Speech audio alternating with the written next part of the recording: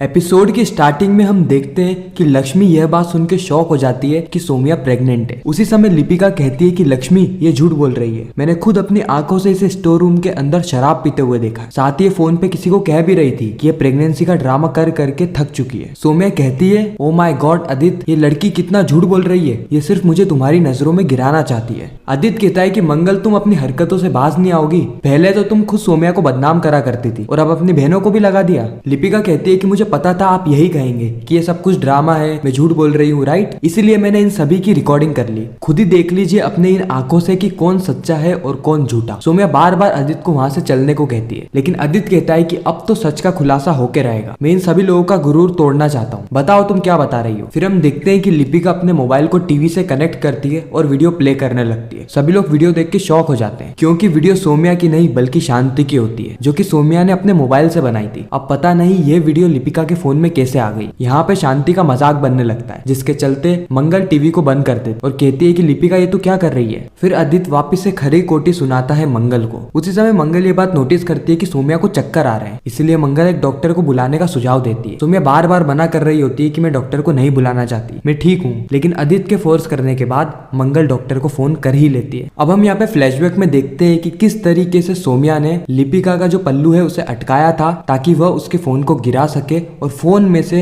उन फुटेजेस को डिलीट करके अपनी ही फुटेजेस डाल सके, यानी जो उसने शांति की रिकॉर्ड करी होती है। और सोमिया अपने प्लान में कामयाब भी हो जाती है, जिसके चलते लिपिका को कुछ भी समझ नहीं आ रहा होता है कि ये हुआ कैसे। उसे यह जरूर पता है कि सारी ही चीजें सोमिया ने करी है। आदित्य कहता है कि डॉक्टर आ जाएंगे, उसके बाद सोमिया की प्रेगनेंसी की सच्चाई सभी को पता चल जाएगी और सभी लोगों का मुंह बंद हो जाएगा। अब हम देखते हैं कि डॉक्टर आ गई होती है और डॉक्टर सोमिया का चेकअप करने लगती है। सोमिया भगवान से प्रार्थना करती है कि इस डॉक्टर को मेरी सच्चाई पता ना चले, ये बेहोश हो जाए, ये मर जाए, लेकिन ये किसी भी हालत में मेरी सच्चाई सभी को ना बताए। थोड़ी बहुत चेकिंग करने के बाद हम देखते हैं कि डॉक्टर कहती है कि सोमिया सही में प्रेग्नेंट है और इनिशियल वीक्स में चक्कर आना कॉमन सी बात है। सोमिया यह सुन के चौंक जाती है, जिसके बाद आदित्य डॉक्टर को बाहर छोड़ता है और सोमिया सभी पे भड़कने लगती है। सोमिया कहती है कि अब तो यकीन हो गया ना। उसके बाद आदित्य वापस से कमरे में आता है, जो कि मंगल को वापस से खड़ी कोठी सुनाता है और मंगल और उसके पूरे ही परिवार को सोमिया से दूर रहने के लिए कहता है। आदित्य कहता है कि अच्छा ही हुआ कि डॉक्टर यहाँ पे आ गए और तुम सभी के मुंह पे ताला लगा दिया। फिर आदित्य और सोमिया कमरे से चले जाते हैं। अब हम देखते हैं कि लिपिका रोने लगती है। लिपिका कहती है कि मैं झूठ नहीं बोल रही हूँ, मैंने सही में सुना था सोमिया को किसी को कहते हुए कि वह प्रेग्नेंट नहीं है। लक्ष्मी मंगल से कहती है कि दीदी ये सब कुछ क्या चल रहा है, सोमिया जी प्रेग्नेंट है, आपने घर छोड़ दिया और मुझे तो इसके बारे में कुछ भी खबर नहीं है। फिर शांति और कुसुम दोनों ही बाहर चले जाते हैं। लिपिका मंगल से कहती है कि दीदी मुझे कुछ तो गड़बड़ लग रही है, पता नहीं वो डॉक्टर ने आके ऐसा क्यों कहा कि ये प्रेग्नेंट नहीं है। मंगल बात को टाल देती है और कहती है कि लिपिका आज तेरी शादी है, तू इन सब मामले में मत उलझ, तू पहले जा और वापिस से तैयार हो जा, रो रो के तूने पूरा मेकअप खराब कर दिया है। लक्ष्मी मंगल से कहती है कि क्या क्या नहीं सहा होगा अपने पिछले कुछ दिनों में, और मैं भी आपके साथ नहीं थी, कैसी बहन हूँ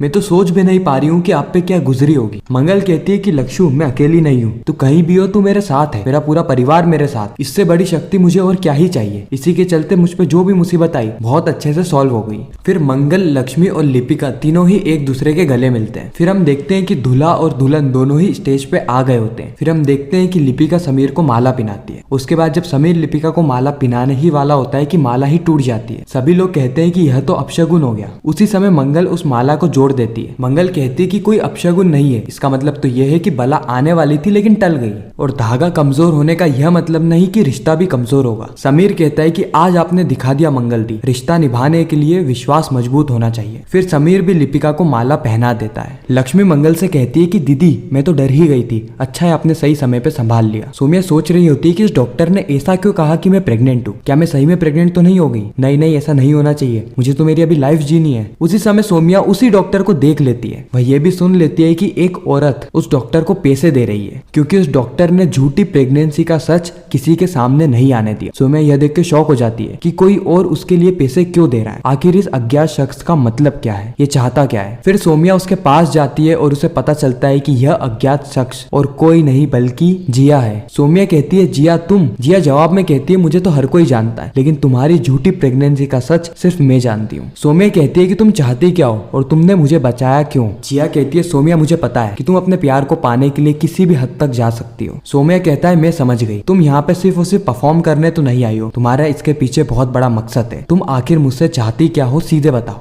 फिर हम फ्लैशबैक में देखते हैं कि जिया को किस तरीके से सोम्या की झूठी प्रेगनेंसी का सच पता चला। जब जिया कमरे से जा रही होती है उसी समय लिपिका सोम्या को एक्सपोज करने वाली होती है और जिस डॉक्टर को मंगल बुलाने वाली होती है उस डॉक्टर से पहले ही जिया बात कर लेती है और उसे अच्छे खासे पैसे ऑफर करती है झूठ बोलने के लिए। जिया सोम्या से कहती है कि तुम मुझे थैंक्स नहीं बोलोगी क्योंकि तुम्हारा राज अभी भी मेरे पास सेफ है। जिया सोम्या से कहती है कि मेरा ये एहसान तुम पे उधार रहा, वक्त आने पर मैं तुमसे मांग लूंगी और तुम्हें उसे पूरा करना पड़ेगा। सोम्या कहती है कि अगर हम दोनों को यहाँ पे किसी ने साथ में देख लिया तो बहुत बड़ी गड़बड़ हो जाएगी। जिया कहती है वेल ठीक है फिर मैं यहाँ से जा रही हूँ। दूसरी ओर हम देखते हैं कि जब कार्तिक मंडप में जा रहा होता है उसी समय वह देखता है कि कोई बेहोश हो रहा है। जब वह उसके पास में आता है तो उसे पता चलता है कि यह और कोई नहीं बल्कि जिया है। इसलिए वह जिया को उठाने की कोशिश करता है लेकिन जिया बेहोश होती है, इसलिए वो जिया को उठा के कमरे के अंदर ले जाता है और ये सारी ही चीजें अदित सक्सेना देख लेता है। अब जिया का ये मास्टर प्लान था, वो किसी भी हालत में कार्तिक को अकेले कमरे में बुलाना चाहती थी और जैसे ही कार्तिक और वो अकेले कमरे में होते हैं वो कार्तिक को पकड़ लेती है, कार्तिक के कपड़े फाड़ने लगती है, खुद के कपड़े फाड़ने लगती है, खुद को नुकसान पहुंचाने लगती है। कार्तिक को कुछ भी समझ में नहीं आ रहा होता है। फिर जिया चिल्लाने लगती है मदद करो मदद करो, हेल्प मी हेल्प मी। यह देख के कार्तिक और ज्यादा घबरा जाता है। वो जिया का मुंह बंद करने की कोशिश करता है कि उसी समय वहां पे लक्ष्मी आ जाती है। लक्ष्मी ये सारी ही चीजें देख लेती है, जिसके बाद जिया कहती है कि देखो लक्ष्मी,